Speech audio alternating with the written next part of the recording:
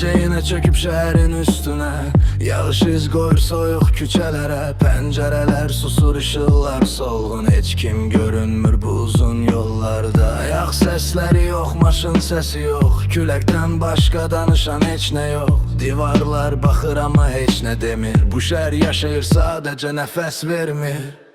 Səssiz küçələr, səssiz gecələr. Bir şəhər yatmır, sadəcə gizlənir. Adımlarım daşlara toxunur yavaş, kölgəm arxamca gəlir özü də savaş. Uzaqda bir işıq titrəyir dumanın içində, sanki kimsə hələ gözləyir şəhərin bir yerində. Soyuq hava dolur ciyərlərimə, köhnə xatirələr qayıdır yenə.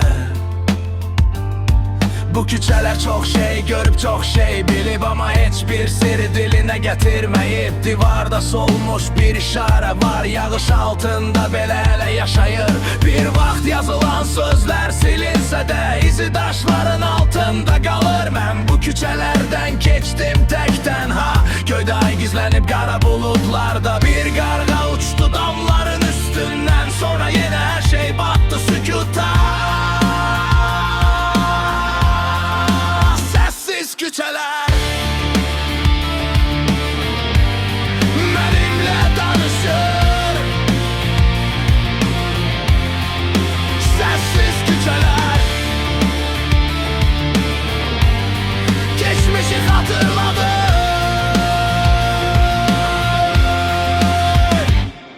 Burada hər divarın bir hekayəsi var, hər qapının arxasında başqa həyat var. Amma bu gecə hamısı susub, sanki zaman özü burada dayanıb. Neon işıqlar suda parçalanır, qırmızı rəng gecəyə qarışır. Addım addım gedirəm qarşıya, heç bilmədən yol məni hara aparır. Nə dost səsi var, nə düşmən səsi, sadəcə küləkdir gecənin nəfəsi. Bir vaxt bu küçələr insanlarla dolu idi, bir vaxt burada hər kəsin öz yolu idi. İndi yalnız boşluq baxır gözlərimə, sanki şəhər özünü itirib gecələrdə. Mən susuram, şəhər susur, amma içimdə min səs var. Bəzən ən böyük qışlıq heç bir söz deməməkdir.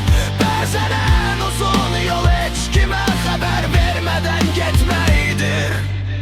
Ayaqlarım yorulur, amma dayanmaq istəmirəm, çünki bilirəm bu sükutun arxasında bir səhər var.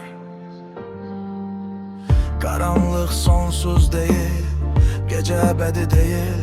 Ən soyuq küçənin sonunda belə bir işıq mütləq yanır. Uzaqda qırmızı işıq görünür, dumanın içindən yavaş yavaş böyüyür. Şəhərin mərkəzində bir güllə dayanır, sanki bütün gecəni tək başına qoruyur. Mən ona tərəf gedirəm, küçələr yenə susur, hər addımımın səsi boşluqda əks olunur. Bəlkə də bu şəhər məni tanıyır, bəlkə də mən bu şəhəri çoxdan tanıyıram. Bəlkə bütün bu yollar məni özümə qaytarır. Səssiz küçələr,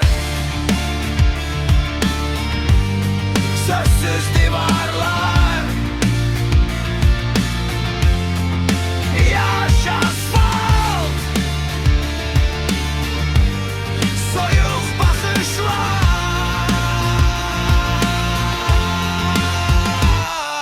Amma ürəyim hələ döyünür, deməli hekayə bitməyib. Nəfəsim hələ içimdədir, deməli yol tükənməyib bir addımda. Bir addımda.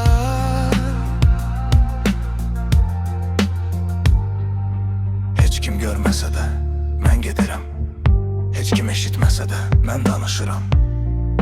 Heç kim inanmasa da mən inanıram, çünki bu küçələr mənə bir şey öyrətdi. İşıq həmişə göydən gəlmir, bəzən insan öz içində yandırır onu. Yağış yenə yağır, amma artıq soyuq deyil. Gülər yenə əsir, amma artıq qorxutmur. Şəhər yenə susur, mən isə yoluma davam edirəm. Çünki səssiz küçələrdə ən böyük səs insanın öz ürəyidir və gecənin içində uzaqda